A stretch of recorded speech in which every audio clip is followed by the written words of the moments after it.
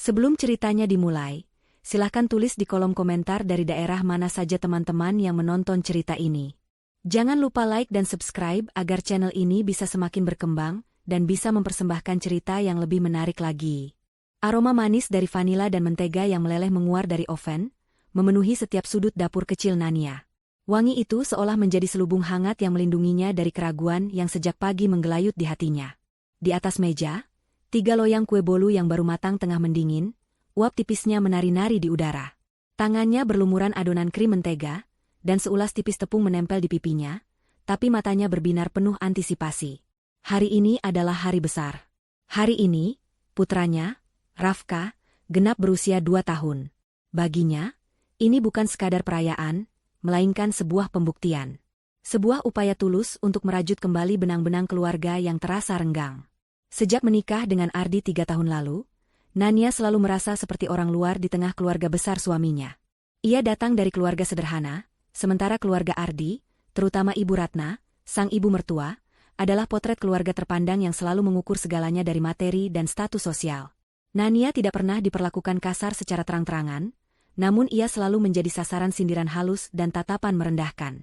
Cara bicaranya dianggap kurang berkelas, masakannya dinilai terlalu kampungan, dan cara ia mengasuh Rafka seringkali dibanding-bandingkan dengan Santi, istri Denny, adik iparnya, yang dianggap sebagai menantu idaman. Maka dari itu, pesta ulang tahun Rafka kali ini ia persiapkan dengan segenap jiwa dan raga.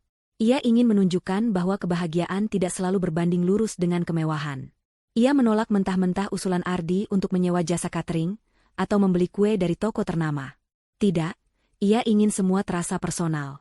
Ia ingin Ibu Ratna dan yang lainnya melihat ketulusannya lewat setiap detail yang ia kerjakan dengan tangannya sendiri. Selama 2 minggu terakhir, malam-malamnya dihabiskan untuk mencari ide dekorasi, membuat daftar menu, dan berlatih menghias kue dari tutorial di internet. Ia ingin memasak semua makanan favorit keluarga suaminya, rendang empuk kesukaan Denny, sate ayam dengan bumbu kacang legit favorit para sepupu, dan tentu saja, rawon dengan kuah hitam pekat yang selalu dipuji-puji oleh Ibu Ratna jika dimasak oleh orang lain. Ardi masuk ke dapur, senyumnya terkembang melihat kesibukan istrinya. Ia memeluk Nania dari belakang, menghirup aroma kue yang menenangkan. "Sibuk sekali, ibu dari jagoan kita ini," bisiknya lembut di telinga Nania. Nania tersenyum, sedikit menyandarkan kepalanya di dada bidang suaminya. "Sedikit lagi selesai, Mas. Kue dasarnya sudah jadi, tinggal dihias. Balon-balonnya sudah kamu pompa semua?" "Sudah, dong. Ruang tengah sudah penuh balon warna-warni, siap untuk menyambut para tamu. Kamu jangan terlalu lelah ya, sayang. Kalau butuh bantuan, bilang saja." Ardi menatap wajah istrinya yang tampak sedikit pucat. Ada sorot kekhawatiran di matanya, sorot yang Nania kenali dengan baik. Ardi tahu betapa besar harapan Nania pada acara ini, dan ia juga tahu betapa sering harapan itu dipatahkan oleh keluarganya sendiri. "Aku tidak apa-apa," jawab Nania, mencoba terdengar ceria. "Aku justru senang. Aku membayangkan nanti rumah kita ramai." Rafka tertawa dikelilingi eyang, om, dan tantenya. "Semoga ibu dan yang lain suka ya, Mas. Aku sengaja masak rawon kesukaan ibu." Ardi terdiam sejenak. Ia mengambil lem bersih dan dengan lembut membersihkan noda tepung di pipi Nania. "Pasti suka, sayang. Masakanmu selalu yang paling enak. Jangan terlalu memikirkan mereka. Yang paling penting adalah hari ini Rafka bahagia. Ini pestanya Rafka, bukan pesta untuk mereka." Nania mengangguk, meskipun hatinya terasa sedikit perih mendengar nada pasrah dalam suara Ardi. Ia tahu suaminya berada di posisi yang sulit, terbelah antara membela istrinya dan menjaga perasaan ibunya. Namun, Nania masih memegang teguh secercah harapan. Mungkin kali ini akan berbeda. Mungkin melihat cucu mereka yang lucu merayakan hari jadinya, bisa meluluhkan hati mereka yang sekeras batu. Setelah selesai dengan urusan dapur, Nania beralih ke laptopnya. Ia membuka aplikasi desain sederhana yang sudah ia pelajari selama beberapa hari. Dengan telaten, ia memilih foto terbaik Rafka, sebuah foto candid di mana putranya sedang tertawa lepas dengan mata menyipit lucu, menampilkan 2 gigi mungilnya. Ia menambahkan bingkai bergambar binatang hutan yang ceria, lalu mengetikkan kalimat undangan dengan hati-hati. "Dengan penuh rasa syukur dan kebahagiaan, kami mengundang Bapak, Ibu, Om, Tante, Eyang, dan seluruh keluarga untuk hadir dalam perayaan sederhana ulang tahun kedua putra kami tercinta, Rafka Aditya. Kehadiran dan doa restu adalah kado terindah bagi kami." Ia membaca ulang kalimat itu berkali-kali, memastikan tidak ada satu kata pun yang salah. Setelah merasa puas, ia menyimpan gambar itu dan membuka aplikasi WhatsApp. Tangannya sedikit gemetar saat mencari nama grup, Keluarga Besar Setiawan. Jantungnya berdebar kencang. Dengan satu tarikan napas panjang, ia menekan tombol kirim, menyertakan pesan singkat di bawahnya, "Assalamualaikum. Ditunggu kehadirannya besok ya, semuanya." Ia meletakkan ponselnya di meja, seolah benda itu adalah bom waktu. Ia mencoba menyibukkan diri dengan merapikan kembali ruang tengah, menata balon-balon agar terlihat lebih meriah, dan memastikan semua terlihat sempurna. Namun, matanya tak bisa berhenti melirik ke arah ponsel yang tergeletak diam. 1 jam berlalu. Ardi sudah membawa Rafka tidur siang di kamar. Nania mengambil ponselnya dengan perasaan was-was. Matanya terpaku pada layar. Di bawah gambar undangan yang ia kirim, deretan centang biru menandakan bahwa semua anggota grup telah membacanya. Ibu Ratna, Denny, Santi, Paman, Bibi, semua sudah melihatnya. Tapi grup itu hening. Sunyi senyap. Tidak ada satupun balasan. Tidak ada stiker jempol, tidak ada ucapan, "Insya Allah hadir." Tidak ada pertanyaan, "Acaranya jam berapa?" Tidak ada apa-apa. Hanya keheningan digital yang terasa lebih menusuk daripada penolakan verbal. Nania menelan ludah, tenggorokannya terasa kering. Ia mencoba berpikir positif. Mungkin mereka semua sedang sibuk. Mungkin mereka akan membalas nanti malam. Mungkin mereka sedang membicarakan di antara mereka sendiri tentang kado apa yang akan diberikan untuk Rafka. Ya, mungkin saja. Ia mengulangi kemungkinan-kemungkinan itu di dalam kepalanya seperti sebuah mantra, mencoba meredam suara kecil di benaknya yang berbisik bahwa keheningan ini adalah sebuah pertanda buruk. Sebuah pertanda bahwa badai yang ia takutkan akan segera datang. Langit pagi di hari ulang tahun Rafka tampak cerah, seolah alam semesta turut merayakan hari istimewa itu. Namun, kecerahan di luar jendela berbanding terbalik dengan mendung yang menggelayut di hati Nania. Semalaman ia tidak bisa tidur nyenyak. Grup keluarga itu tetap bisu 1000 bahasa. Tidak ada satupun pesan atau panggilan masuk yang menanyakan perihal acara hari ini. Harapan yang kemarin ia pupuk dengan susah payah kini layu sebelum berkembang, menyisakan kegelisahan yang dingin dan tajam. Namun, saat melihat wajah mungil Rafka yang tertidur pulas di sampingnya, Nania memaksa dirinya untuk bangkit. Ia tidak akan membiarkan kekecewaan merusak hari putranya. Ini adalah hari Rafka. Hanya untuk Rafka. Ia mengecup kening anaknya dengan lembut, berjanji dalam hati akan memberikan hari yang paling membahagiakan untuknya, dengan atau tanpa kehadiran mereka. Ia segera menyibukkan diri. Memanaskan kembali lauk pauk yang sudah ia siapkan semalam, menata meja prasmanan dengan taplak baru, dan meletakkan kue tart hasil karyanya di tengah meja sebagai pusat perhatian.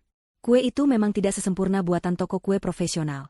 Hiasan krimnya sedikit miring di sana-sini, tapi kue itu dibuat dengan cinta yang melimpah. Di atasnya, lilin angka 2 berdiri dengan gagah. Rumah kecil mereka kini telah berubah menjadi arena pesta yang meriah. Balon-balon memenuhi langit-langit, pita warna-warni menjuntai di dinding, dan spanduk sederhana bertuliskan, "Selamat ulang tahun kedua Rafka," tergantung di atas pintu. Tepat pukul 11 siang, waktu dimulainya acara, Nania sudah selesai mendandani Rafka dengan kemeja kotak-kotak kecil dan celana jeans yang membuatnya tampak seperti pria kecil yang tampan. Rafka, yang belum mengerti apa-apa, berlari-larian dengan gembira di antara balon-balon. Tawanya yang renyah menjadi satu-satunya musik yang mengisi keheningan rumah. Nania dan Ardi duduk di sofa, sama-sama sudah rapi, namun tak bisa menyembunyikan ketegangan di wajah mereka. Setiap kali ada suara motor atau mobil yang lewat di depan rumah, mereka refleks menoleh ke arah jendela, berharap itu adalah rombongan keluarga yang datang. Tapi jalanan di depan rumah mereka tetap lengang. Waktu terus berjalan. Pukul 11:15. Lalu 11:30. Tetap tidak ada siapa-siapa. Ardi tampak gusar.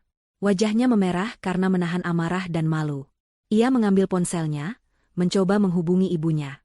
Nania bisa mendengar nada sambung dari ponsel Ardi, yang kemudian berhenti tiba-tiba. Panggilan itu ditolak. Ardi mengumpat pelan, lalu mencoba menelepon Denny, adiknya. Hasilnya sama saja. Panggilan itu langsung dialihkan ke pesan suara. Mereka sengaja. "Nah," desis Ardi, rahangnya mengeras. Mereka sengaja melakukan ini. Hati Nania mencelos. Meskipun ia sudah menduganya, mendengar konfirmasi dari mulut suaminya sendiri terasa seperti sebuah tamparan keras. Ia meraih tangan Ardi, mencoba menenangkannya sekaligus menenangkan dirinya sendiri. "Sudah, Mas. Mungkin memang ada urusan. Kita jangan berpikiran buruk." Kalimat itu terdengar hampa bahkan di telinganya sendiri. Tepat saat itu, bel rumah berbunyi. Untuk sesaat, harapan kembali menyala di hati Nania. Namun, yang datang adalah Rina dan Sari, dua sahabat dekat Nania, bersama anak-anak mereka. Di belakang mereka, ada Bu Lastri, tetangga sebelah, yang datang membawa sebuah kado besar. Mereka datang dengan senyum tulus dan ucapan selamat yang hangat, mencoba mengabaikan suasana aneh dan rumah yang begitu sepi untuk sebuah pesta ulang tahun. Nania menyambut mereka dengan senyum yang dipaksakan, berusaha sekuat tenaga menahan air mata yang sudah menggenang di pelupuk matanya. Pesta pun dimulai dengan jumlah tamu yang bisa dihitung dengan jari. Anak-anak kecil bermain bersama Rafka, sementara para ibu mengobrol dengan Nania, pura-pura tidak menyadari puluhan kursi kosong dan tumpukan piring yang masih bersih. Mereka memuji masakan Nania yang lezat dan dekorasi yang cantik, mencoba mengisi kekosongan dengan pujian. Puncak acara adalah saat meniup lilin. Ardi mengangkat Rafka dan membawanya ke depan kue. Nania menyalakan lilin angka 2. Semua yang hadir, yang jumlahnya tak lebih dari 10 orang, menyanyikan lagu Selamat Ulang Tahun dengan semangat yang dibuat-buat. Saat lagu selesai, Nania menatap putranya dan berkata, "Ayo, nak, tiup lilinnya." Rafka, dengan bantuan Ardi, meniup api kecil itu hingga padam. Semua bertepuk tangan. Di tengah riuh tepuk tangan yang terasa janggal itu, Nania memandangi satu persatu kursi kosong di sekelilingnya. Kursi untuk Ibu Ratna, kursi untuk Denny dan Santi, kursi untuk para paman dan bibi. Semua kosong. Penghinaan ini terasa begitu nyata, begitu brutal. Ia merasa ditelanjangi di depan teman-teman dan tetangganya. Rasa sakit, marah, dan malu bergejolak di dalam dadanya, membuatnya sulit bernapas. Ardi yang menyadari perubahan raut wajah istrinya, segera merangkul pundaknya, memberikan kekuatan tanpa kata. Pesta berakhir lebih cepat dari yang dijadwalkan. Para tamu pamit pulang, meninggalkan Nania dan Ardi di tengah kekacauan sisa pesta yang sunyi. Balon-balon masih melayang, tapi kemeriahannya terasa memudar. Aroma makanan masih tercium, tapi selera makan sudah hilang sama sekali. Nania mulai membereskan piring-piring kotor dengan gerakan mekanis, menolak bantuan Ardi. Ia butuh kesibukan untuk mengalihkan pikirannya. Saat itulah ponsel Ardi bergetar di atas meja. Sebuah notifikasi pesan dari Ibu Ratna. Dengan tangan gemetar, Ardi membukanya. Nania berhenti bergerak, menunggu dengan napas tertahan. Ardi membaca pesan itu dengan suara datar yang syarat akan kekecewaan. "Ardi, maaf ibu dan semuanya tidak bisa datang. Ada acara keluarga mendadak di puncak. Salam buat Rafka." Sebuah kebohongan yang begitu malas dan tidak meyakinkan. Acara keluarga mendadak? Tanpa memberitahu Ardi, anak kandungnya sendiri, hati Nania terasa seperti diremas. Jadi beginilah ia dan anaknya dipandang. Tidak penting. Mudah untuk disingkirkan dengan alasan murahan.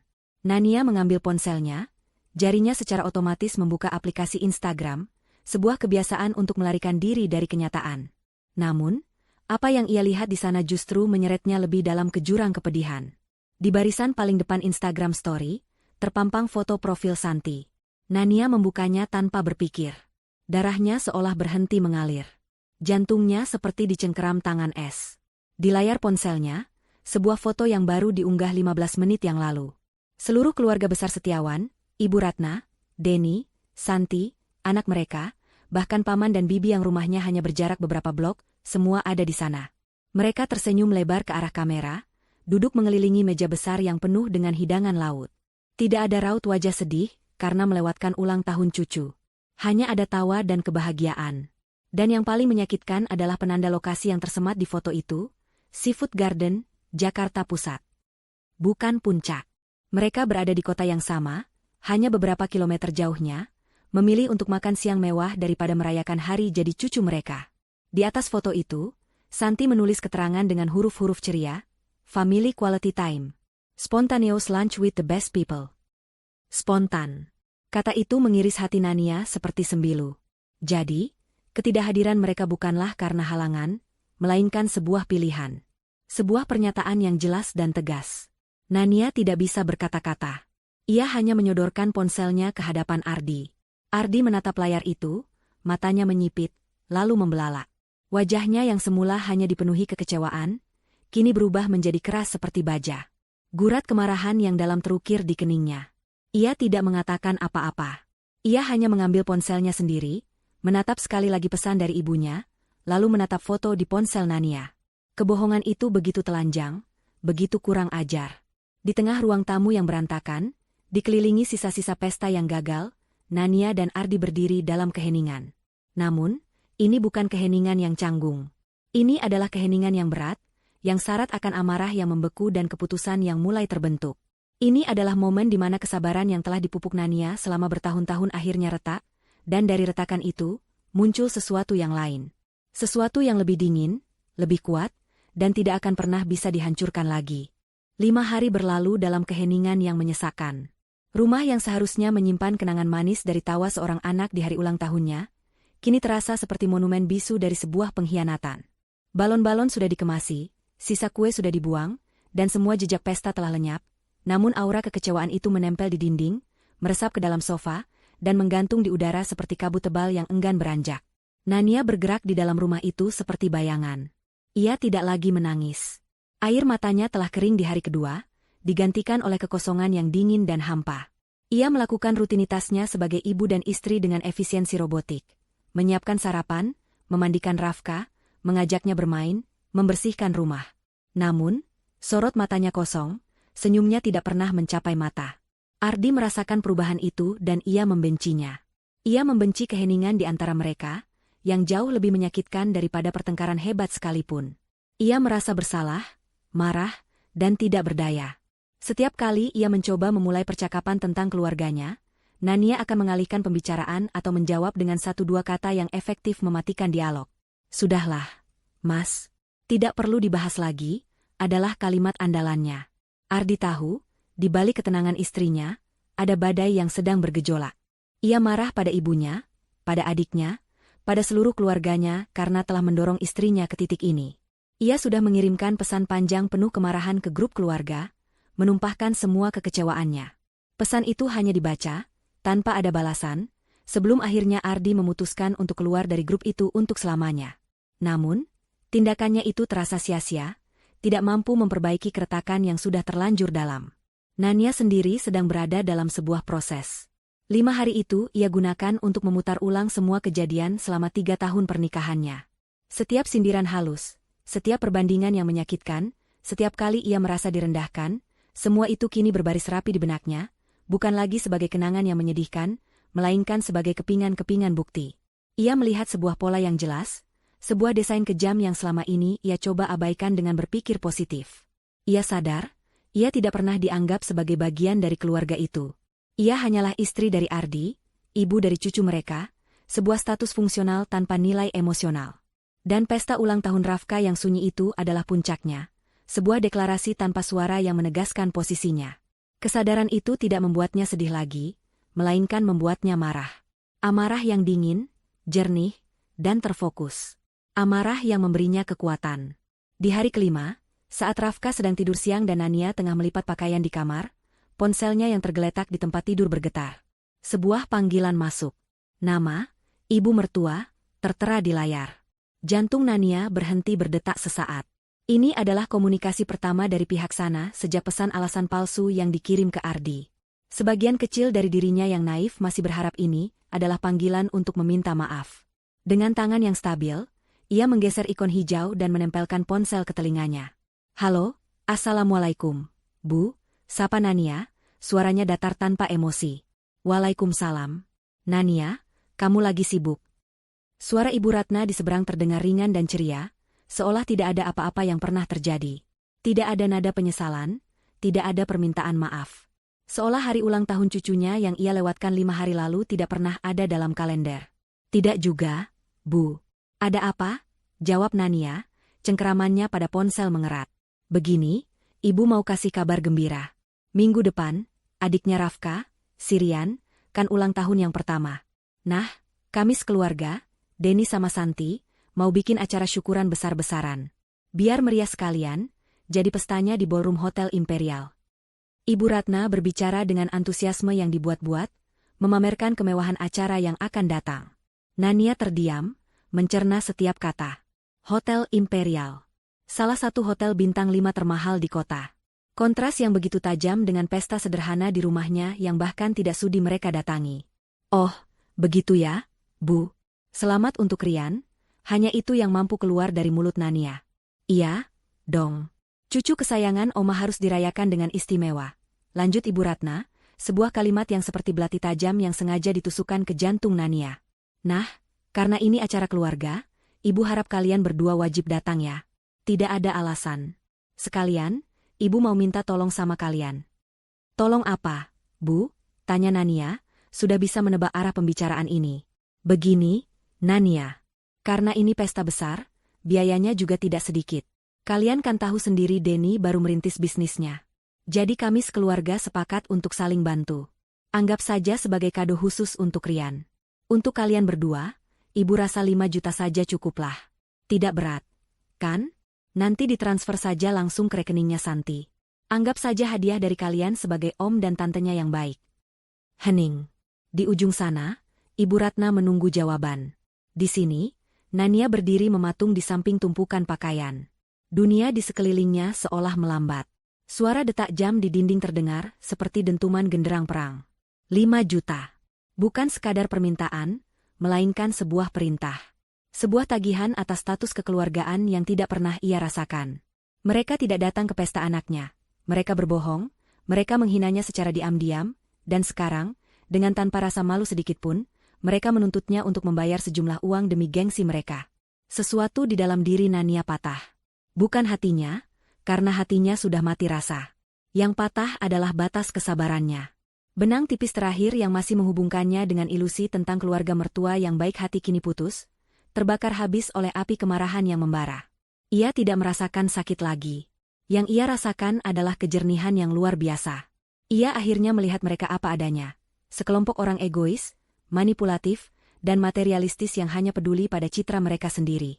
Nania menarik napas dalam-dalam, mengumpulkan seluruh ketenangan yang tersisa. Oh, begitu. Nanti saya sampaikan ke Mas Ardi ya, Bu, jawabnya dengan suara yang anehnya terdengar sangat tenang. Baguslah kalau kamu mengerti. Jangan lupa ya, Nania. Ibu tunggu kabar baiknya secepatnya. Ya sudah, Ibu tutup dulu teleponnya. Assalamualaikum. Waalaikumsalam. Panggilan berakhir. Nania menurunkan ponsel dari telinganya. Ia menatap layar yang kini gelap, merefleksikan wajahnya sendiri. Wajah seorang wanita yang telah mencapai titik baliknya. Ia tidak membanting ponsel itu, ia tidak berteriak. Ia hanya meletakkannya kembali ke tempat tidur dengan sangat perlahan. Lalu, ia melanjutkan melipat pakaian dengan gerakan yang rapi dan presisi, seolah tidak ada hal luar biasa yang baru saja terjadi. Sore harinya, Ardi pulang kerja dengan wajah lelah dan perasaan bersalah yang masih menghantuinya. Ia melihat Nania sedang menyiapkan makan malam, sementara Rafka bermain di karpet. Suasana rumah terasa normal, terlalu normal. Sudah pulang, Mas? Mandi dulu, ganti baju, aku siapkan makan. Sapa Nania seperti biasa. Setelah mandi, Ardi duduk di meja makan.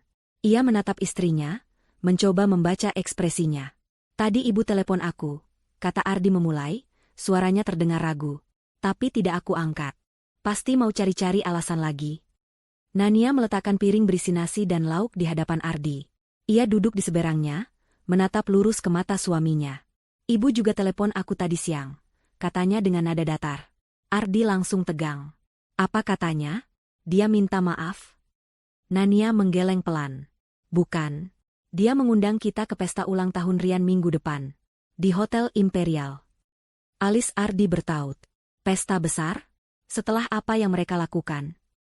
Dan, Nania melanjutkan, suaranya tetap tenang, beliau meminta kita untuk menyiapkan sumbangan khusus.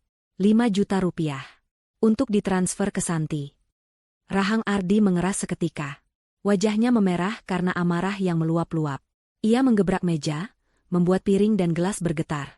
Kurang ajar. Apa mereka sudah gila? Setelah menghina kita, sekarang mereka mau memalak kita? Aku akan telepon ibu sekarang juga.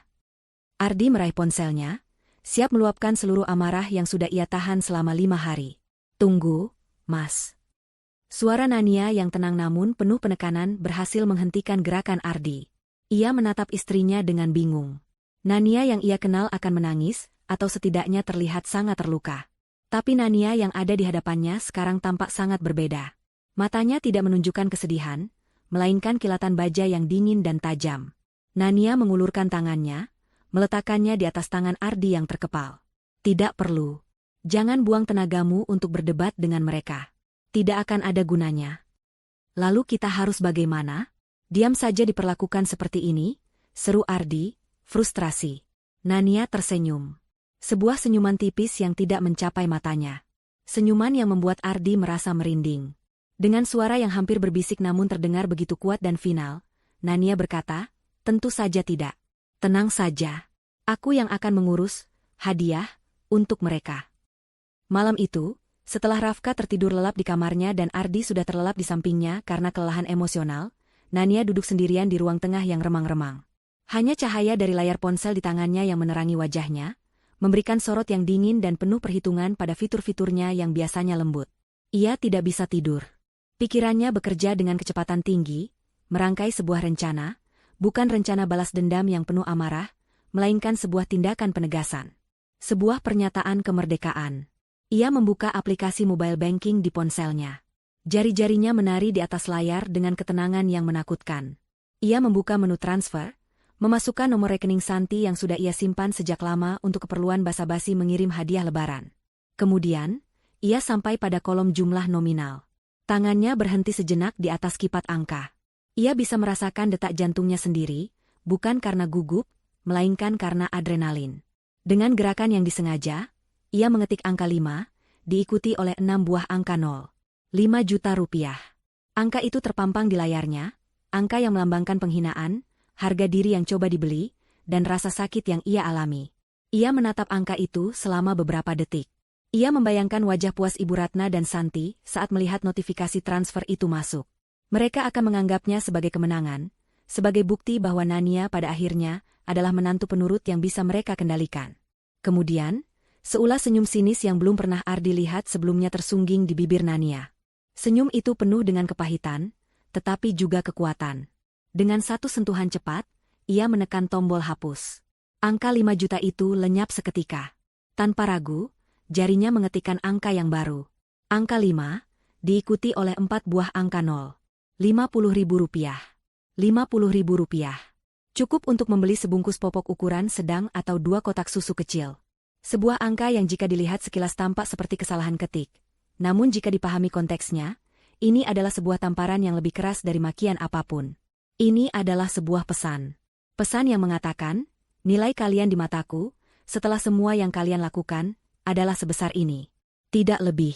Ia pindah ke kolom catatan transfer. Ia berpikir sejenak. Ia bisa saja menuliskan kalimat sindiran yang panjang. Tapi tidak. Itu bukan gayanya. Semakin sedikit kata, semakin dalam lukanya. Dengan ketenangan yang sama, ia hanya mengetik 2 kata, selamat ulang tahun. Sederhana, lugas, mematikan.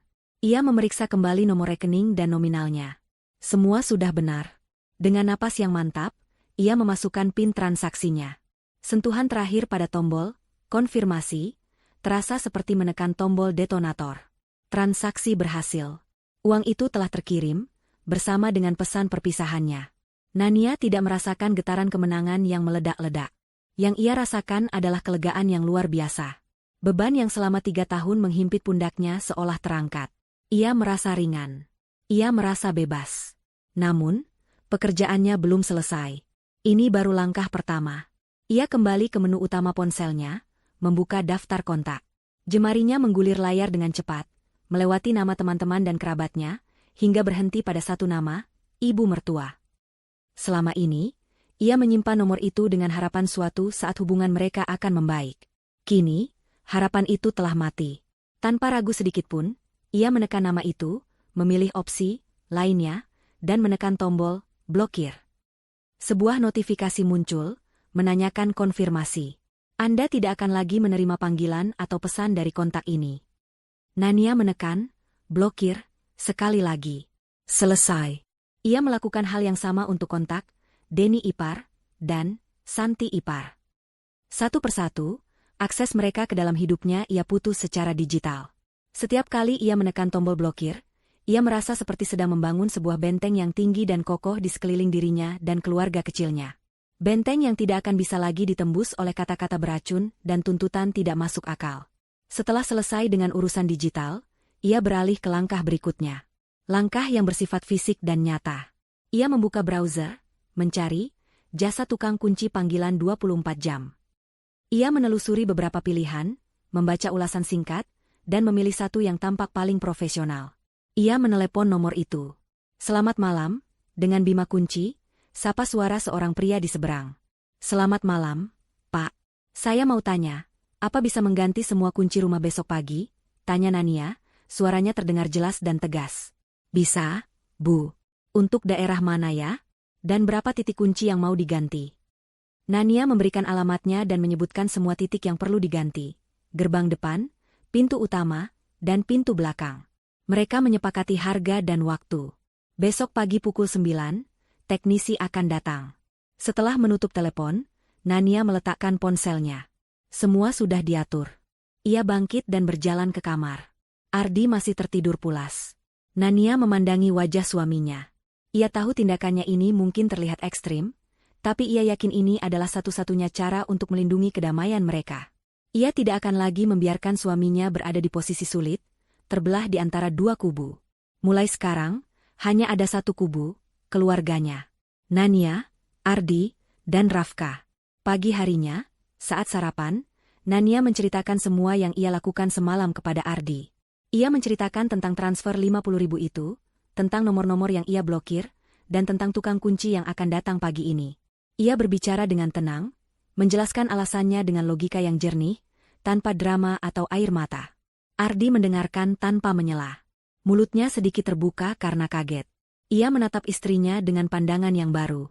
Nania yang biasanya selalu mengalah dan mencari harmoni, kini telah berubah menjadi seorang ahli strategi yang tegas dan tak kenal kompromi jika menyangkut kebahagiaan keluarganya. Ia melihat kekuatan di mata istrinya, kekuatan yang selama ini terpendam di balik kesabaran. Ketika Nania selesai berbicara, Ardi tidak marah. Ia tidak mempertanyakan keputusan istrinya. Sebaliknya, ia mengulurkan tangan, menggenggam erat tangan Nania. "Terima kasih," bisik Ardi, suaranya serak karena emosi. "Terima kasih sudah melakukan apa yang seharusnya sudah aku lakukan sejak lama." Tepat pukul 9, tukang kunci datang. Selama 1 jam berikutnya, suara mesin bor dan gesekan logam terdengar di rumah mereka. Suara itu bukan terdengar sebagai gangguan, melainkan sebagai musik. Musik dari sebuah perubahan. Saat tukang kunci itu selesai dan menyerahkan satu set kunci baru yang berkilauan, Nania menerimanya dengan perasaan mantap. Kunci ini terasa berbeda. Ini bukan sekadar potongan logam, ini adalah simbol kedaulatannya atas rumah dan hidupnya. Sore harinya, saat Nania dan Ardi sedang bersantai sambil mengawasi Rafka bermain, ponsel Ardi bergetar hebat. Sebuah panggilan dari nomor yang tidak ia kenal. Ardi menatap Nania, yang hanya mengangguk singkat. Ardi mengangkatnya dan menyalakan loudspeaker. "Halo Ardi, kamu di mana? Bisa-bisanya istri kamu menghina kami seperti ini." Suara Santi menjerit dari seberang, begitu melengking hingga membuat telinga sakit. "Kalian kira kami pengemis? Dikirim uang 50.000. Maksud kalian apa? Hah?" Nania menatap Ardi. Tidak ada kepanikan di wajahnya. Ia hanya menunjuk ke arah tombol merah di layar ponsel Ardi. Ardi mengerti. Ia segera mematikan panggilan itu. Beberapa detik kemudian, serentetan pesan masuk ke ponsel Ardi, penuh dengan makian dan ancaman dari Santi dan Denny.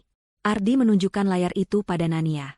Nania membacanya sekilas, lalu mengambil ponsel suaminya, membuka kontak Santi, dan menekan tombol blokir. Ia melakukannya juga untuk nomor Denny. "Selesai," kata Nania sambil mengembalikan ponsel itu pada Ardi. Untuk pertama kalinya dalam 5 hari, Nania tertawa. Bukan tawa bahagia, melainkan tawa lega. Tawa seseorang yang baru saja berhasil mencabut duri yang sudah lama menancap di dagingnya. Badai mungkin akan datang, tapi kali ini, ia sudah siap. Bentengnya sudah berdiri kokoh, dan ia memegang kuncinya. 3 hari berikutnya adalah hari-hari paling damai yang pernah Nania dan Ardi rasakan sejak mereka menikah. Keheningan di ponsel mereka bukan lagi keheningan yang menyakitkan seperti saat menunggu balasan undangan, melainkan keheningan yang menenangkan. Tidak ada lagi panggilan telepon yang membuat jantung berdebar was-was, tidak ada pesan sindiran yang merusak suasana hati, tidak ada lagi drama keluarga yang menguras energi. Mereka seolah hidup di dalam gelembung kedamaian yang mereka ciptakan sendiri, dan rasanya begitu membahagiakan. Pagi hari tidak lagi dimulai dengan memeriksa grup keluarga, atau mengantisipasi permintaan aneh dari Ibu Ratna.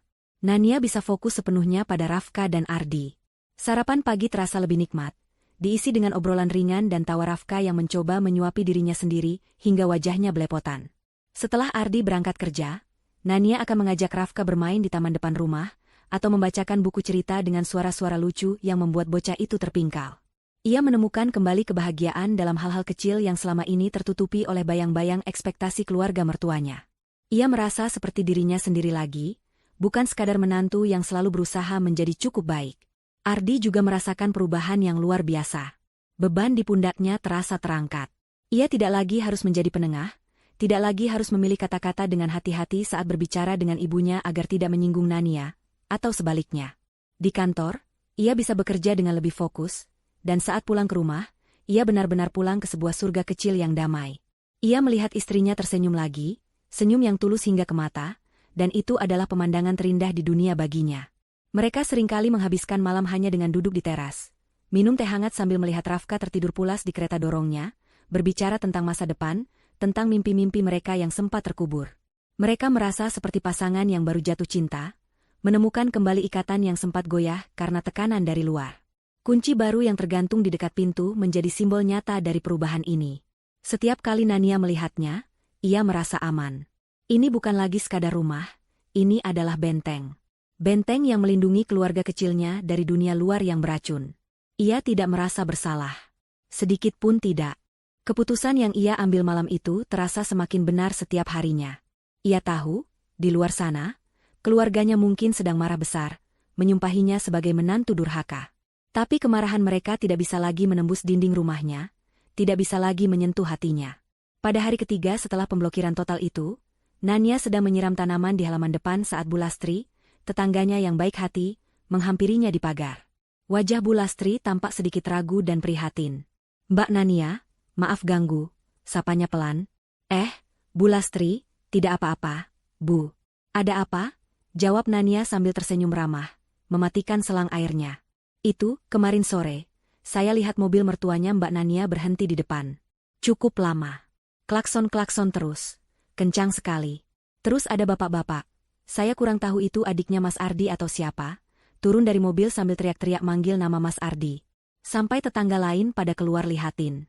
Ada masalah ya, Mbak?" Bu Lastri bertanya dengan nada hati-hati, tidak ingin mencampuri urusan pribadi, namun jelas khawatir. Jantung Nania berdebar sedikit lebih cepat mendengar cerita itu. Jadi, mereka sudah mencoba datang. Usaha pertama untuk menembus bentengnya telah gagal. Nania menarik napas, menjaga ekspresinya tetap tenang. Ia tidak ingin tetangganya tahu drama yang sebenarnya terjadi. Ia tersenyum tipis, senyum yang mengandung misteri. "Oh, yang kemarin itu ya, Bu? Bukan apa-apa, kok. Sepertinya mereka salah jadwal. Kamis keluarga sedang tidak di rumah kemarin. Mungkin mau kasih oleh-oleh tapi tidak jadi. Terima kasih ya, Bu, sudah memberitahu." Bu Lastri tampak sedikit bingung dengan jawaban Nania yang begitu santai, namun ia tidak bertanya lebih lanjut. "Oh, begitu, ya sudah kalau begitu, Mbak. Saya kira ada apa-apa." "Tidak ada apa-apa, Bu. Aman," sahut Nania meyakinkan. Setelah Bu Lastri pergi, senyum di wajah Nania memudar. Ia tahu ini baru permulaan. Mereka tidak akan menyerah begitu saja. Ego Ibu Ratna yang setinggi langit dan sifat manja Deni tidak akan membiarkan penghinaan ini berlalu tanpa perlawanan. Mereka pasti akan datang lagi. Bukan untuk berdamai, tapi untuk menuntut, untuk memaksa, untuk mengembalikan kendali yang telah hilang. Malamnya, ia menceritakan hal itu pada Ardi. Ardi, yang sedang memangku Rafka, langsung menegang. "Jadi mereka sudah ke sini? Berani-beraninya mereka membuat keributan di kompleks kita. Sudah kuduga mereka akan begitu, Mas. Mereka tidak akan menerima penolakan," kata Nania dengan tenang sambil menyuapi Rafka biskuit. "Pertanyaannya bukan lagi apakah mereka akan datang, tapi kapan. Dan kita harus siap." "Siap bagaimana? Apa yang harus kita lakukan kalau mereka datang dan menggedor-gedor pintu?" tanya Ardi, rasa cemas mulai merayapinya. Membayangkan konfrontasi langsung dengan ibunya sendiri, membuatnya merasa mual. Nania menghentikan gerakan menyuapinya. Ia menatap Ardi lekat-lekat. "Kita tidak melakukan apa-apa. Kita tidak akan membuka pintu. Kita tidak akan menjawab panggilan mereka. Rumah ini adalah wilayah kita. Mereka tidak punya hak untuk masuk tanpa izin kita. Jika mereka membuat keributan, biarkan saja. Biar para tetangga yang menilai sendiri siapa yang sebenarnya tidak punya sopan santun. Ardi menelan ludah. Rencana Nania terdengar begitu dingin dan drastis. Tapi jauh di dalam hatinya, ia tahu Nania benar. Membuka pintu sama saja dengan membuka luka lama. Berdebat dengan mereka hanya akan menjadi lingkaran setan yang tak berujung. Kamu yakin? Nah, bagaimana kalau ibu nanti? Kalau ibu nanti menangis? Berteriak? Pingsan? Potong Nania, suaranya tetap datar. Itu adalah senjatanya, Mas. Selama ini senjata itu selalu berhasil melumpuhkanmu. Tapi tidak lagi. Kita tidak akan termakan drama itu lagi. Ingat apa yang mereka lakukan pada Rafka. Ingat kebohongan mereka. Itu adalah kekuatan kita. Setiap kali kamu merasa goyah, ingatlah itu. Ardi terdiam. Kata-kata Nania menusuk tepat di pusat rasa bersalahnya. Ia ingat betul wajah kecewa Rafka yang mencari-cari eyangnya di pesta ulang tahunnya. Ia ingat betul perasaan hancur saat melihat foto makan siang mewah keluarganya. Kemarahan kembali membakar hatinya, mengusir keraguan yang tadi sempat muncul. Ia mengangguk mantap. Kamu benar. Cukup sudah. Kali ini, kita hadapi bersama. Dengan cara kita. Hari berikutnya berlalu dengan ketegangan yang tersembunyi di balik rutinitas normal. Setiap suara mobil yang melambat di depan rumah membuat mereka waspada. Setiap bayangan yang melintas di jendela membuat jantung mereka berdebar. Mereka seperti tentara yang berjaga di dalam benteng, menunggu serangan musuh yang tak terhindarkan. Dan serangan itu akhirnya datang di sore hari. Saat langit mulai berwarna oranye dan Ardi baru saja tiba di rumah dari kantor. Sebuah mobil hitam yang sangat mereka kenali berhenti tepat di depan gerbang mereka dengan decitan ban yang kasar. Pintu mobil terbuka dengan kasar. Ibu Ratna keluar lebih dulu, wajahnya yang biasanya dipoles riasan mahal kini tampak merah padam dan berkerut karena amarah. Di belakangnya, Denny dan Santi menyusul, wajah mereka tak kalah sangar, seolah siap melahap siapa saja yang menghalangi jalan. Mereka berjalan cepat menuju gerbang dengan langkah-langkah yang mengentak, penuh dengan arogansi dan keyakinan bahwa dunia harus tunduk pada keinginan mereka. Dari balik jendela ruang tamu, Nania dan Ardi melihat pemandangan itu. Jantung Ardi berdebar kencang, keringat dingin mulai membasahi pelipisnya. Instingnya sebagai anak menyuruhnya untuk keluar dan menghadapi ibunya. Tapi Nania dengan cepat memegang lengannya, cengkeramannya kuat dan menenangkan. Ingat, Mas. Jangan keluar. Apapun yang terjadi, bisik Nania, matanya terpaku pada 3 sosok di luar sana. Rafka, yang merasakan ketegangan, mulai merengek di pelukan Ardi. Nania segera mengambil alih Rafka, membawanya ke kamar belakang dan menyalakan televisi dengan volume sedikit lebih keras, mencoba melindungi anaknya dari drama buruk yang akan segera tersaji. Tok, tok, tok. Suara gedoran pada gerbang besi terdengar begitu keras, seolah hendak merobohkannya. Itu adalah tangan Denny. Ardi, buka pintunya. Jangan jadi pengecut kamu, teriak Denny, suaranya menggema di jalanan kompleks yang biasanya tenang. Ardi mengepalkan tangannya, buku-buku jarinya memutih. Nania sudah kembali ke sisinya, berdiri tegak tanpa rasa takut. Tidak ada jawaban dari dalam rumah. Keheningan itu justru semakin menyulut api kemarahan mereka. Nania, dasar perempuan licik. Keluar kamu. Sudah meracuni pikiran suamimu. Sekarang kamu mau memutus silaturahmi? Keluar. Kali ini suara melengking Santi yang mengambil alih. Beberapa pintu rumah tetangga mulai terbuka sedikit. Beberapa kepala mengintip dari balik gorden. Drama gratis di sore hari selalu menjadi tontonan yang menarik. Ibu Ratna, melihat penonton mulai berkumpul, justru semakin menjadi-jadi. Inilah panggungnya. Ia akan memainkan peran sebagai ibu yang terzalimi dengan sempurna. Ardi, anakku, ini ibumu, nak. Kenapa kamu tega melakukan ini pada ibumu sendiri? Buka pintunya, nak. Ibu mau bicara. Suara Ibu Ratna kini berubah menjadi serak dan penuh isak tangis yang dibuat-buat. Ia bahkan memegangi dadanya, seolah-olah sedang menahan sakit yang luar biasa. Ardi memejamkan matanya. Suara tangisan ibunya adalah kelemahan terbesarnya. Ia bisa merasakan pertahanannya mulai goyah. Nania, yang melihat itu, segera bertindak. Ia tidak mengatakan apa-apa. Ia hanya mengambil ponselnya, membuka galeri, dan menunjukkan foto makan siang keluarga besar mereka di restoran hidangan laut, tepat di hari ulang tahun Rafka. Melihat foto itu, melihat senyum lebar di wajah ibunya yang kini sedang menangis pilu di luar, seketika membangkitkan kembali amarah Ardi. Ia teringat akan kebohongan itu. Kebohongan yang menjadi awal dari segalanya. Kekuatannya kembali. Ia menggelengkan kepalanya pada Nania, seolah berkata, "Aku baik-baik saja. Aku tidak akan goyah." Di luar, drama terus berlanjut. Karena gedoran dan teriakan tidak berhasil, mereka beralih ke klakson mobil. Denny menekan klakson mobilnya tanpa henti, menciptakan polusi suara yang memekakan telinga dan membuat seluruh penghuni kompleks merasa terganggu. Ini bukan lagi sekadar masalah keluarga, ini sudah menjadi gangguan ketertiban umum. Setelah hampir 15 menit menciptakan keributan, mereka tampaknya mulai kelelahan.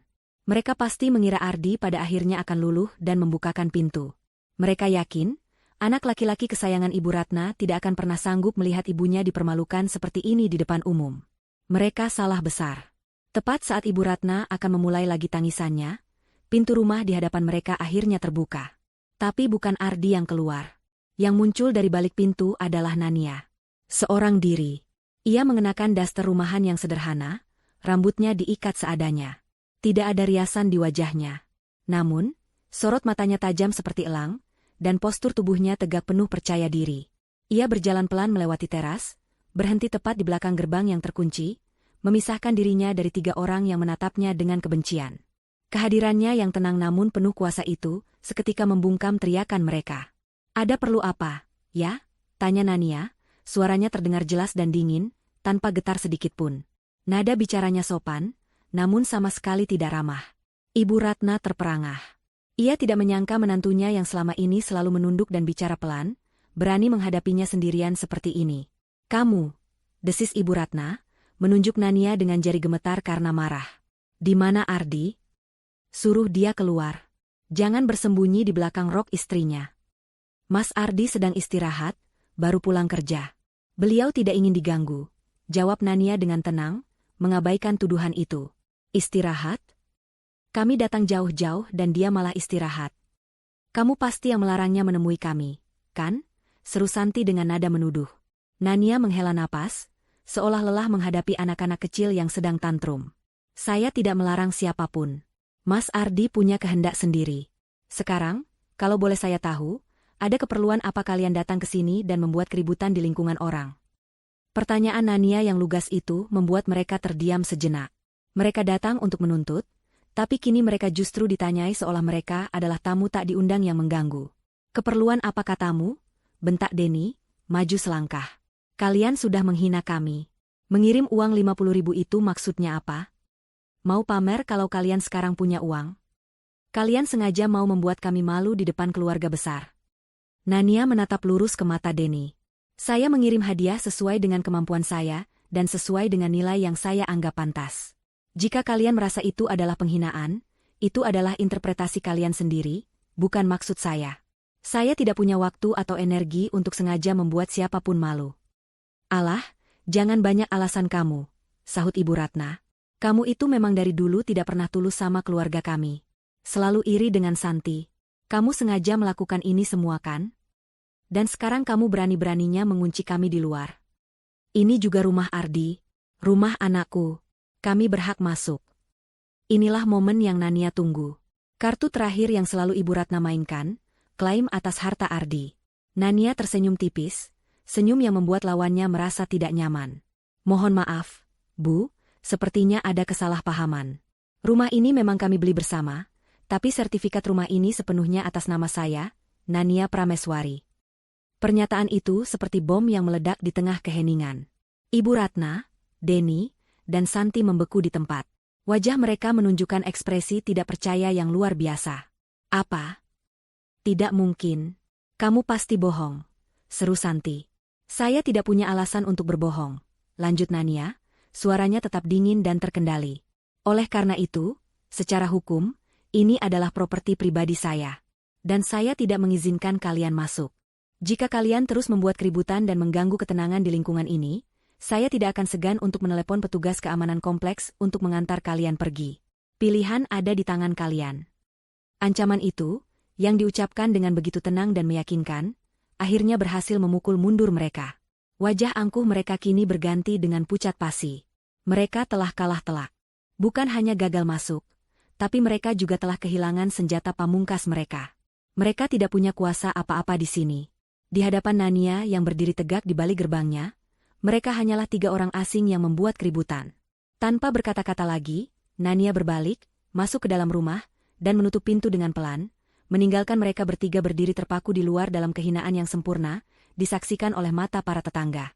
Di luar gerbang, keheningan yang ditinggalkan Nania terasa lebih memekakan daripada teriakan mereka beberapa saat yang lalu. Ibu Ratna, Denny, dan Santi berdiri mematung, seolah sambaran petir baru saja menghantam mereka di tengah hari yang cerah. Kata-kata Nania, yang diucapkan dengan begitu tenang dan meyakinkan, terus terngiang di telinga mereka. Sertifikat rumah ini sepenuhnya atas nama saya. Kalimat itu adalah sebuah pukulan telak yang meruntuhkan seluruh asumsi dan rasa superioritas yang selama ini mereka miliki. Selama ini, mereka menganggap rumah itu sebagai perpanjangan properti keluarga Setiawan, sebuah aset yang dikuasai oleh anak laki-laki mereka, Ardi. Nania hanyalah seorang penumpang, seorang numpang hidup yang seharusnya tahu diri. Ternyata, mereka salah besar. Merekalah yang kini menjadi orang asing di depan properti pribadi milik Nania. Humiliasi itu terasa membakar. Apalagi, beberapa tetangga masih setia menonton dari balik pagar dan jendela mereka, menjadi saksi bisu kejatuhan harga diri keluarga terpandang itu. Bagi Ibu Ratna, rasa malu adalah hukuman yang lebih buruk daripada kematian. Egonya yang terluka tidak bisa menerima kekalahan ini. Ia tidak akan pergi begitu saja. Bohong. Dia pasti bohong. Teriak Ibu Ratna, suaranya melengking putus asa, lebih ditujukan kepada para penonton daripada kepada pintu yang tertutup. Perempuan licik itu pasti sudah memalsukan surat-suratnya. Dia mau merebut semua harta anakku. Ardi, anakku, keluar kamu. Jangan biarkan istrimu menipumu seperti ini. Sadar, nak. Ia mulai mengguncang-guncang gerbang besi itu dengan sisa tenaga yang ia miliki, menciptakan suara berderak yang memilukan. Tangisannya kini bukan lagi sebuah akting, melainkan tangisan nyata dari seorang ratu yang baru saja kehilangan mahkotanya. Ia merasa seluruh dunianya runtuh. Kendali yang selama ini ia genggam erat atas putranya, kini telah direbut oleh perempuan yang ia anggap remeh. Tepat saat drama itu mencapai puncaknya, pintu rumah kembali terbuka. Kali ini, Ardi yang melangkah keluar. Ia tidak berlari, melainkan berjalan dengan langkah yang tegap dan mantap. Wajahnya keras dan dingin, tatapannya lurus dan tak goyah. Ia tidak mengenakan seragam kantornya lagi, melainkan kaos oblong sederhana, seolah ingin menunjukkan bahwa di dalam rumah ini, ia bukanlah seorang manajer bank atau anak laki-laki Ibu Ratna, melainkan hanya Ardi, seorang suami dan kepala keluarga. Ia berhenti di belakang Nania, yang kini sudah kembali berdiri di ambang pintu. Kehadirannya memberikan lapisan kekuatan baru bagi Nania. Mereka berdiri berdampingan, sebuah front persatuan yang tak tergoyahkan. Melihat putranya akhirnya muncul, Ibu Ratna menghentikan guncangannya pada gerbang. Ia menatap Ardi dengan tatapan penuh harap, seolah kedatangan Ardi adalah untuk menyelamatkannya. Ardi, akhirnya kamu keluar juga, nak. Kamu lihat kan? Kamu lihat sendiri kelakuan istrimu ini. Dia mengusir ibumu dari rumahmu sendiri. Dia memfitnah kita semua. Kamu harus memberinya pelajaran. Ardi, ceraikan saja perempuan tidak tahu diuntung ini. Rentet Ibu Ratna, mencoba merebut kembali simpati putranya. Ardi menatap ibunya, tatapannya tidak menunjukkan kemarahan, melainkan kekecewaan yang mendalam. Cukup, Bu, katanya, suaranya terdengar berat namun tegas, memotong semua kalimat ibunya. Semua sudah cukup. Ia melangkah maju hingga berdiri tepat di samping Nania, lalu melanjutkan. Apa yang dikatakan Nania tadi, 100% benar. Tidak ada kebohongan, tidak ada fitnah. Apa maksudmu? Tanya Ibu Ratna, tidak mau percaya. Rumah ini memang sepenuhnya milik Nania. Ardi menjelaskan dengan sabar, seolah sedang berbicara pada anak kecil. Memang benar, uang muka kita kumpulkan dari tabungan bersama. Tapi ibu lupa? Atau ibu pura-pura lupa? 3 bulan setelah kita menempati rumah ini, sisa cicilan KPR yang seharusnya berjalan 15 tahun, lunas dalam 1 kali pembayaran. Lunas seluruhnya. Denny dan Santi saling berpandangan. Mereka tidak tahu detail ini. Ibu Ratna terdiam, mencoba mengingat-ingat. Uang pelunasan itu, Ardi melanjutkan, nadanya semakin tajam, yang jumlahnya hampir 70% dari harga rumah ini, dari mana datangnya, Bu? Bukan dari saya. Bukan dari ibu. Uang itu berasal dari warisan almarhum ayah Nania. Warisan yang seharusnya menjadi haknya pribadi, ia relakan untuk melunasi rumah ini agar kami tidak punya utang. Dan sebagai gantinya, sebagai jaminan masa depannya dan Rafka, kami berdua sepakat sejak awal bahwa sertifikat rumah ini akan dibuat atas namanya. Hanya atas namanya. Itu adalah kesepakatan suami istri, kesepakatan yang tidak perlu ibu campuri. Penjelasan Ardi yang begitu detail dan logis itu membungkam mereka semua. Tidak ada celah untuk menyangkal. Fakta itu begitu kokoh dan tak terbantahkan. Mereka kini sadar, mereka tidak hanya salah menilai Nania, tapi mereka juga telah salah menilai kekuatan finansial di belakangnya. Nania bukan menantu miskin yang menumpang hidup, ia adalah pemilik sah dari benteng yang coba mereka serang. Kehabisan argumen dan diliputi rasa malu yang tak tertahankan, Ibu Ratna justru semakin kalap. Logikanya sudah tidak berjalan. Yang tersisa hanyalah emosi dan keputusasaan. Dengan suara yang bergetar karena amarah dan frustrasi, ia tanpa sadar membongkar boroknya sendiri. Tapi kenapa kalian begitu tega? Kalaupun kalian punya uang, kenapa kalian begitu pelit? Kami ini keluarga kalian, teriaknya, tidak lagi peduli pada tetangga yang menonton dengan mulut ternganga. Pesta ulang tahun Rian itu butuh biaya besar. Denny sedang kesulitan, dan kalian hanya mengirim 50.000. 50.000? Kalian sengaja kan? Kalian sengaja mau membuat kami malu di depan seluruh keluarga besar dan teman-teman kami, kan? Kalian mau lihat kami hancur? Dan di sanalah ia. Sebuah pengakuan. Sebuah pengakuan yang telanjang dan menyedihkan. Diucapkan dengan suara keras di tengah jalanan kompleks yang tenang. Semua orang mendengarnya. Pak Satpam yang baru saja tiba karena laporan keributan pun mendengarnya dengan jelas. Motif mereka yang sebenarnya kini terpampang nyata bagi semua orang. Ini bukan tentang silaturahmi yang terputus. Ini bukan tentang rasa rindu pada cucu. Ini semua hanya tentang uang. Tentang gengsi. Tentang upaya putus asa untuk menutupi kebangkrutan dengan memeras anggota keluarga sendiri. Setelah pengakuan yang tak disengaja itu keluar dari mulutnya, Ibu Ratna seolah kehabisan napas. Ia baru sadar apa yang telah ia katakan. Ia menatap sekelilingnya, melihat tatapan kasihan dan cemooh dari para tetangga. Wajahnya yang tadi merah, karena marah kini menjadi pucat pasi karena malu. Denny dan Santi hanya bisa menundukkan kepala, berharap tanah di bawah mereka terbelah dan menelan mereka hidup-hidup. Tidak ada lagi yang bisa dikatakan. Tidak ada lagi drama yang bisa dimainkan. Semua kartu mereka sudah terbuka, dan semuanya adalah kartu yang buruk. Pak Satpam mendekati mereka dengan sopan namun tegas. Mohon maaf, Bapak, Ibu. Mohon untuk tidak membuat keributan lebih lanjut. Sebaiknya diselesaikan secara baik-baik di lain waktu. Mohon untuk segera meninggalkan lokasi agar tidak mengganggu ketenangan warga yang lain. Permintaan itu, meskipun diucapkan dengan sopan, terasa seperti sebuah pengusiran. Tanpa perlawanan, mereka bertiga berbalik badan. Langkah mereka tidak lagi angkuh seperti saat datang. Mereka berjalan gontai menuju mobil mereka, membawa beban kekalahan dan rasa malu yang luar biasa. Tidak ada yang menoleh ke belakang. Ardi dan Nania hanya diam memandangi mereka masuk ke dalam mobil dan pergi hingga hilang di tikungan jalan. Setelah mobil itu lenyap, Ardi menarik napas panjang, napas lega yang sudah ia tahan entah sejak kapan. Ia berbalik, menatap istrinya yang berdiri kokoh di sampingnya. Ia meraih Nania ke dalam pelukannya, memeluknya dengan erat. Sudah berakhir, bisik Ardi di telinga Nania. Nania balas memeluk suaminya. Bukan berakhir, Mas, jawabnya pelan. Ini baru dimulai. Kehidupan kita yang sebenarnya. Mereka masuk ke dalam rumah, menutup pintu, dan menguncinya. Suara, klik, dari kunci yang terpasang sempurna terdengar begitu memuaskan. Badai telah berlalu, dan benteng mereka masih berdiri tegak. Di dalam rumah, keheningan yang menyelimuti terasa berbeda. Bukan lagi keheningan yang canggung atau penuh ketegangan, melainkan keheningan yang damai, seperti ketenangan yang datang setelah badai besar reda. Ardi dan Nania masih berdiri di dekat pintu, saling berpegangan tangan, mencoba memproses semua yang baru saja terjadi. Adrenalin yang tadi memuncak kini perlahan surut, meninggalkan perasaan lega yang luar biasa. Kamu hebat, kata Ardi, memecah keheningan. Ia menatap Nania dengan tatapan penuh kekaguman. Aku tidak tahu kamu punya keberanian sebesar itu. Nania tersenyum tipis. Aku juga tidak tahu, Mas. Mungkin keberanian itu baru muncul saat kita merasa sudah tidak punya apa-apa lagi untuk ditakutkan. Aku hanya lelah. Lelah merasa kecil, lelah berusaha menyenangkan semua orang. Seharusnya aku yang melindungimu dari awal. Maafkan aku, sesal Ardi, matanya berkaca-kaca. Nania menggeleng, mengeratkan genggamannya. Kita saling melindungi. Itu yang terpenting. Kita sudah melewati bagian terburuknya. Mereka tidak tahu bahwa bagian terburuk bagi keluarga mertuanya justru baru saja dimulai. Di luar benteng aman mereka, efek dari drama sore itu menyebar lebih cepat dari api. Cerita tentang keributan di depan rumah Ardi menjadi topik hangat di grup WhatsApp para ibu di kompleks.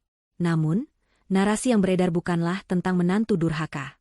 Berkat pengakuan putus asa Ibu Ratna yang didengar banyak orang, cerita itu menjadi kisah tentang sebuah keluarga yang mencoba memeras anak dan menantunya, lalu membuat keributan saat gagal. Citra keluarga Setiawan yang selama ini mereka bangun dengan susah payah sebagai keluarga terpandang dan harmonis, hancur berkeping-keping dalam satu sore. Kabar itu dengan cepat merambat ke lingkaran keluarga besar. Para paman, bibi, dan sepupu yang tadinya hanya menjadi penonton bisu di grup keluarga, kini mulai berbisik-bisik di belakang. Mereka menghubungkan kepingan-kepingan teka-teki, undangan ulang tahun Rafka yang mereka abaikan atas instruksi Ibu Ratna, undangan pesta mewah Rian yang terasa janggal, dan kini, cerita memalukan tentang permintaan uang 5 juta. Semua menjadi masuk akal. Ini bukan lagi soal Nania yang tidak disukai, ini adalah soal Ibu Ratna dan Denny yang punya masalah serius. Reputasi mereka di mata keluarga besar jatuh ke titik terendah. Di dalam mobil dalam perjalanan pulang, tidak ada percakapan. Yang ada hanyalah isak tangis Ibu Ratna yang tertahan dan aura suram yang memenuhi kabin. Denny mengemudi dengan tangan mencengkeram setir begitu erat hingga buku-buku jarinya memutih, sementara Santi hanya menatap kosong keluar jendela. Mereka bukan hanya kalah, mereka telah dihancurkan. Dan kehancuran itu baru permulaan. Pengakuan Ibu Ratna di depan umum tentang kondisi finansial Denny yang kesulitan adalah sebuah kesalahan fatal. Berita buruk memiliki sayap. Salah satu tetangga yang menonton drama itu kebetulan mengenal salah satu pemasok bisnis Denny. Sebuah obrolan ringan di warung kopi keesokan harinya sudah cukup untuk menyulut api. Kasihan ya si Denny, anaknya Bu Ratna. Dengar-dengar bisnisnya lagi goyang, sampai ibunya harus minta-minta uang ke saudaranya. Kabar itu sampai ke telinga para kreditur. Para pemasok yang selama ini masih memberikan kelonggaran pembayaran pada Denny karena percaya pada citra, keluarga kayanya, kini mulai panik. Mereka takut uang mereka tidak akan kembali. Telepon di rumah Denny dan Ibu Ratna tak henti-hentinya berdering.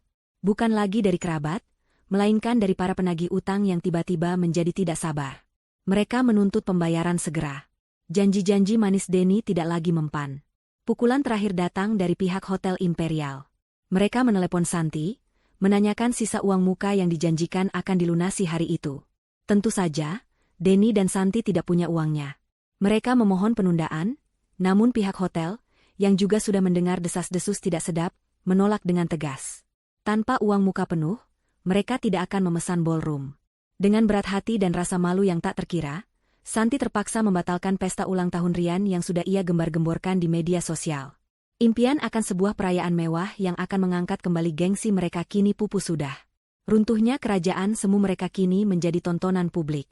Putus asa, Ibu Ratna dan Denny mulai menjalankan rencana B. Mereka menghubungi satu persatu kerabat mereka, dari yang paling dekat hingga yang paling jauh, mencoba meminjam uang. Namun, jaring pengaman sosial yang mereka kira miliki ternyata telah robek. Paman yang biasanya royal, kini tiba-tiba mengaku sedang ada keperluan untuk biaya sekolah anaknya. Bibi yang selalu memuji-muji Denny, kini beralasan uangnya baru saja dipakai untuk renovasi rumah. Beberapa bahkan secara halus menyindir, "Loh, bukannya Ardi sekarang sudah sukses? Kenapa tidak minta tolong dia saja?" Setiap penolakan terasa seperti tamparan, menyadarkan mereka betapa rapuhnya hubungan yang hanya dibangun di atas basa-basi dan pameran kekayaan. Beberapa hari kemudian, Ardi sedang sibuk menyelesaikan pekerjaannya di kantor saat resepsionis meneleponnya. "Pak Ardi, ada tamu untuk Bapak," katanya adik Bapak, "Pak Denny." Ardi terkejut. Untuk apa Denny menemuinya di kantor?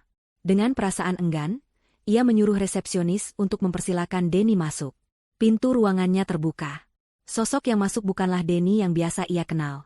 Bukan lagi adik iparnya yang angkuh dengan pakaian bermerek dan senyum meremehkan. Yang berdiri di hadapannya adalah seorang pria yang tampak kuyu dan kalah. Pakaiannya kusut, matanya sembab, dan bahunya terkulai lemas. Ia tampak seperti sudah tidak tidur berhari-hari. "Mas Ardi," panggil Denny, suaranya serak dan lirih. Ardi hanya diam, mempersilakannya duduk dengan isyarat tangan. Denny duduk di kursi di hadapan Ardi, kepalanya menunduk. Selama beberapa saat, ia hanya diam, seolah sedang mengumpulkan sisa-sisa harga dirinya yang terakhir. Akhirnya, ia mengangkat wajahnya, matanya berkaca-kaca. "Mas, aku minta maaf," katanya, sebuah kalimat yang tidak pernah Ardi bayangkan akan keluar dari mulut adiknya. Aku dan ibu, kami sudah keterlaluan sama Mas Ardi dan Mbak Nania. Aku minta maaf. Ardi masih diam, menunggu. Ia tahu ini bukan tujuan utama kedatangan Denny. Bisnisku hancur, Mas, lanjut Denny, suaranya bergetar. Aku terlilit utang di mana-mana. Aku meminjam uang dari orang yang salah. Pesta itu adalah usaha terakhirku untuk menjaga penampilan, berharap ada investor yang mau masuk. Tapi semuanya gagal. Sekarang, para penagih utang mengejarku setiap hari. Mereka mengancam akan menyita rumah ibu. Air mata akhirnya menetes di pipi Denny. Golden Bell keluarga setiawan itu kini menangis seperti anak kecil di hadapan kakaknya. Aku butuh bantuanmu, Mas. Aku mohon. Pinjami aku uang. 300 juta. Aku janji, aku akan membayarnya kembali. Aku akan kerja apa saja untuk membayarnya. Aku mohon, Mas, hanya kamu satu-satunya harapanku sekarang. Denny menatap Ardi dengan tatapan memohon yang paling menyedihkan. Inilah momen pembalikan peran yang paling puncak.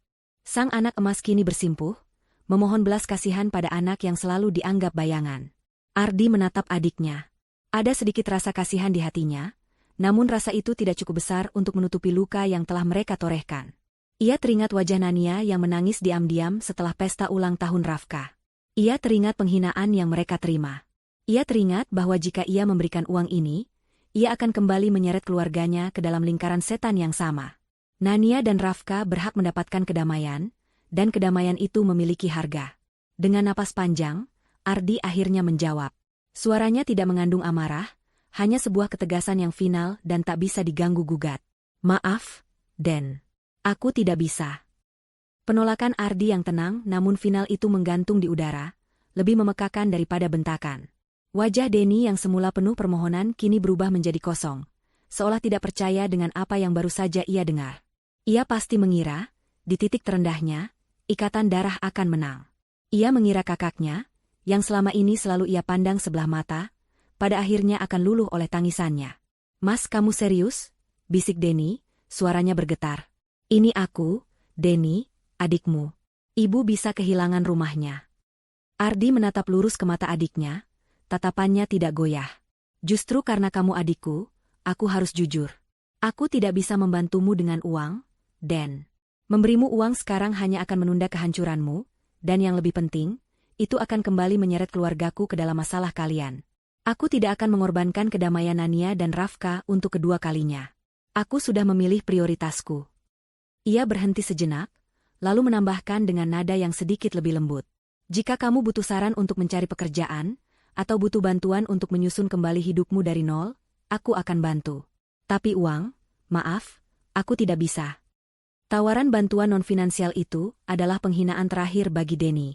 Ia tidak butuh nasihat, ia butuh uang tunai. Wajahnya yang pucat kini memerah karena amarah yang terpendam. Ia bangkit dari kursi dengan kasar. Aku tidak butuh ceramahmu, desisnya. Aku tahu, ini semua pasti karena istrimu itu. Dia sudah berhasil membuatmu membenci keluargamu sendiri. Selamat. Tanpa mengucapkan salam atau menoleh lagi, Denny keluar dari ruangan Ardi dan membanting pintu di belakangnya, meninggalkan keheningan yang berat. Ardi tidak bergerak dari kursinya. Ia merasa ada secuil kesedihan melihat kehancuran adiknya, namun perasaan itu dengan cepat tertelan oleh keyakinan yang mantap bahwa ia telah melakukan hal yang benar. Ia baru saja menutup sebuah pintu untuk selamanya, dan di baliknya, ia bisa melihat masa depan yang lebih cerah untuk keluarga kecilnya. Waktu pun berjalan, membawa serta perubahan yang lambat namun pasti. 6 bulan berlalu. Di dalam benteng kecil mereka, kehidupan Nania, Ardi, dan Rafka berkembang dengan indah. Kedamaian yang mereka perjuangkan dengan susah payah kini, menjadi udara yang mereka hirup setiap hari. Tanpa stres dan drama yang konstan, Ardi menjadi lebih produktif di tempat kerja. Fokus dan kinerjanya yang meningkat tidak luput dari perhatian atasannya, yang berujung pada sebuah promosi jabatan yang sudah lama ia dambakan. Kenaikan gaji yang menyertainya bukan hanya meningkatkan stabilitas finansial mereka, tetapi juga menjadi penegasan bahwa melepaskan diri dari beban keluarga yang toksik adalah keputusan investasi terbaik dalam hidupnya. Nania, di sisi lain, menemukan kembali dirinya yang sempat hilang. Suatu sore, saat membereskan gudang, ia menemukan kembali cetakan kue dan peralatan memanggang yang ia gunakan untuk ulang tahun kedua Rafka. Kenangan pahit itu sempat terlintas, namun kini tidak lagi terasa menyakitkan.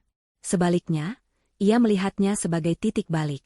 Dengan dorongan dari Ardi, ia mulai bereksperimen lagi di dapur, kali ini bukan untuk menyenangkan orang lain, tapi untuk dirinya sendiri. Ia mulai menerima pesanan kue kecil-kecilan dari teman-temannya dan para tetangga di kompleks. Kue buatannya, yang dibuat dengan bahan-bahan berkualitas dan sentuhan cinta yang tulus, dengan cepat mendapat reputasi baik. Dari mulut ke mulut, bisnis rumahan yang ia beri nama, Kue Rafka, itu mulai tumbuh. Sebuah ironi yang manis. Bagaimana sebuah momen yang dirancang untuk menghancurkannya, kini justru menjadi fondasi bagi kemandirian dan kebahagiaannya. Akhir pekan mereka kini diisi dengan kegiatan-kegiatan sederhana yang penuh makna. Terkadang mereka pergi piknik ke taman kota, menggelar tikar dan membiarkan Rafka berlarian mengejar kupu-kupu.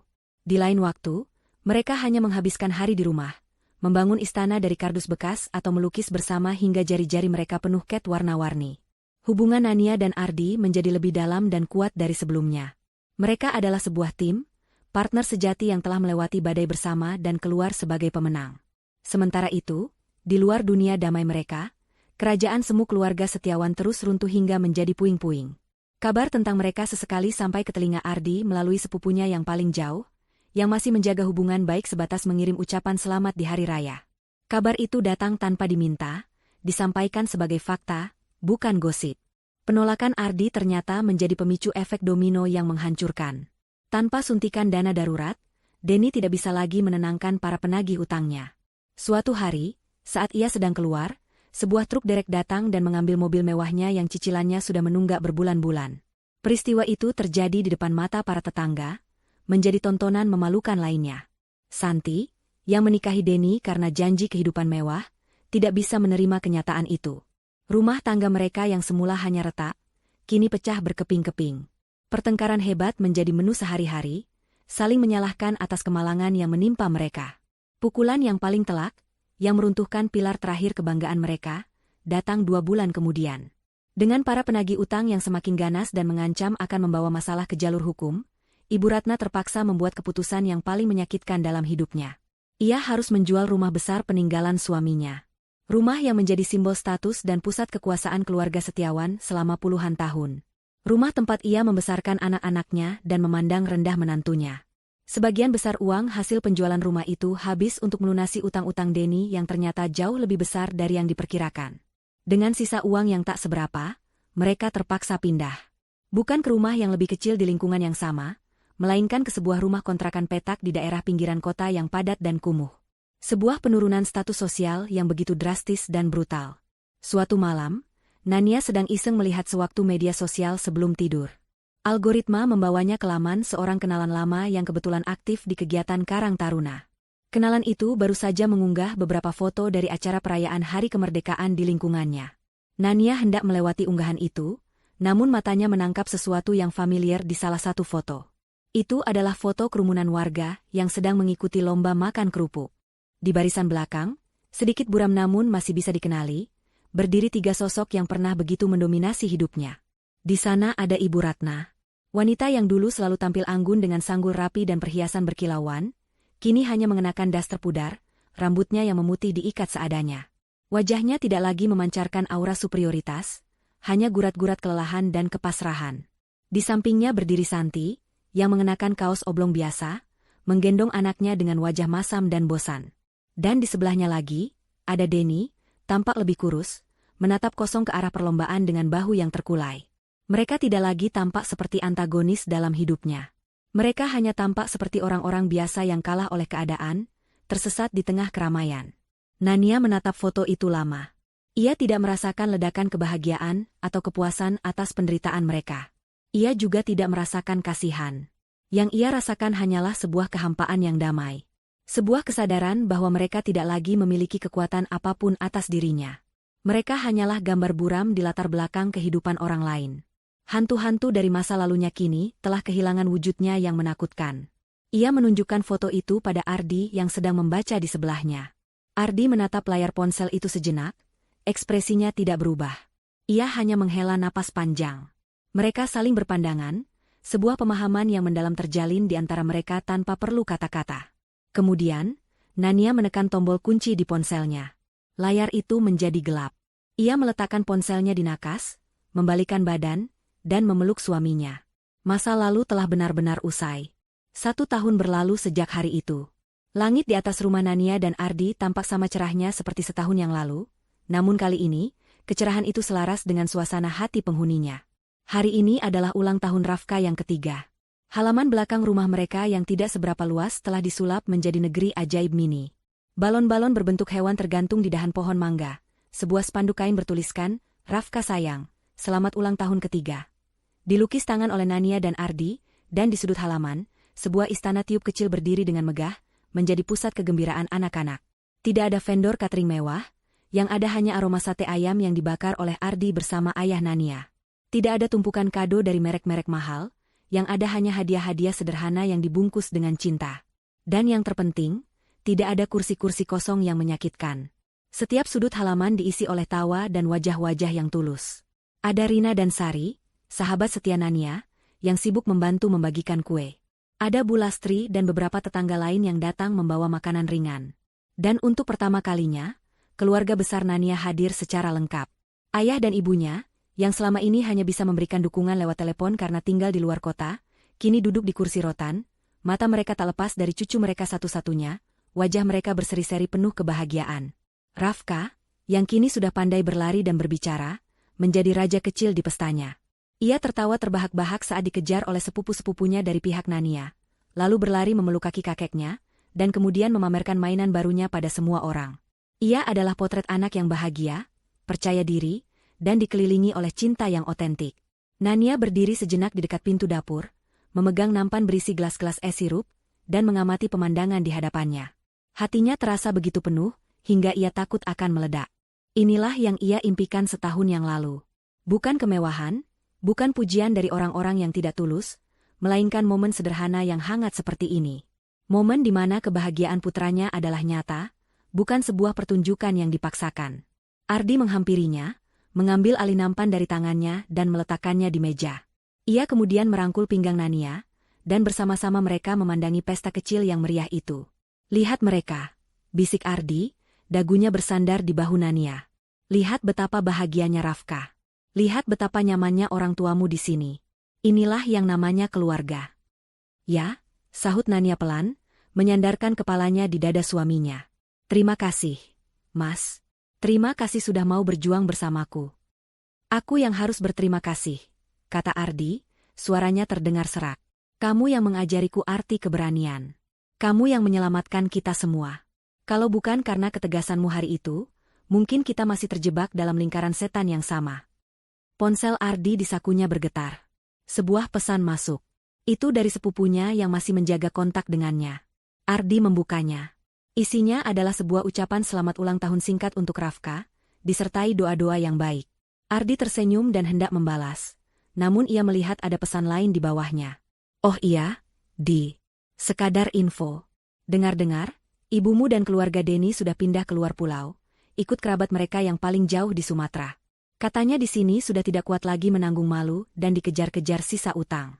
Sepertinya mereka tidak akan kembali dalam waktu dekat. Ardi menunjukkan pesan itu pada Nania. Mereka membacanya bersama-sama. Tidak ada perasaan terkejut. Ini terasa seperti bab penutup dari sebuah buku yang sudah lama selesai mereka baca. Mereka tidak lagi menjadi bagian dari cerita itu. Perpindahan fisik mereka ke pulau lain hanyalah penegasan dari jarak emosional yang sudah tercipta sejak lama. Karma bagi mereka bukanlah kemiskinan atau penderitaan, melainkan keterasingan. Mereka telah kehilangan segalanya. Harta, status, harga diri, dan yang paling utama, keluarga. Ardi memasukkan kembali ponselnya ke saku, seolah memasukkan kembali potongan masa lalu yang tidak lagi relevan. Semoga mereka menemukan kedamaian mereka sendiri, katanya pelan, dan Nania tahu, ucapan itu tulus. Puncak acara tiba. Ibu Nania membawa keluar kue ulang tahun, sebuah kue coklat sederhana namun tampak lezat, hasil karya terbaru dari kue Rafka. Semua orang berkumpul mengelilingi Rafka yang duduk di kursi tingginya. Lilin angka 3 dinyalakan, apinya menari-nari tertiup angin sore. Saat semua orang menyanyikan lagu, Selamat Ulang Tahun, Nania tidak lagi merasakan kepedihan seperti tahun lalu. Ia ikut bernyanyi dengan suara paling keras, matanya berbinar menatap putranya. Rafka bertepuk tangan dengan gembira, matanya yang bulat menatap nyala lilin dengan penuh kekaguman. Tiup lilinnya, sayang. Make a wish, seru Nania. Dengan bantuan ayahnya, Rafka memajukan bibir mungilnya dan meniup sekuat tenaga. Api lilin itu padam dalam sekali tiup, diikuti oleh sorak-sorai dan tepuk tangan meriah dari semua yang hadir. Di tengah kebahagiaan itu, mata Nania bertemu dengan mata Ardi.